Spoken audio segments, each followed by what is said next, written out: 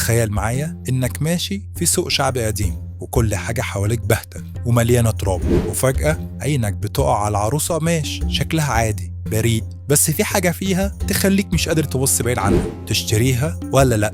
بتحس إنك لازم تمشي حالا قبل ما يحصل أي حاجة. ده مش خيال، دي القصة الحقيقية لعروسة أنابيل، العروسة اللي أرعبت العالم كله، وبقى في أفلام كاملة بتتعمل عنها. بس سنة 1970 دونا ممرضة شابة جالها هدية من والدتها، عروسة من نوع رجدي آن، شكلها بسيط، بس العروسة دي ابتدت تتحرك لوحدها، تختفي، تظهر في أوض تانية وتسيب ورقة مكتوب عليها ساعدونا. وفي مرة صاحبهم حلم بالعروسة دي وهي واقفة على صدره، ولما صحي لقى خدوش حقيقية على جسمه زي المخالب. بس الفيلم زود حاجات كتير. عايز تعرف الفرق ما بين الحقيقة والسينما؟ هتلاقوا الحلقة بالكامل على قناة صندوق الدنيا، روح وشوفها دلوقتي، وما تنساش بقى اللايك والشير والاشتراك في القناة.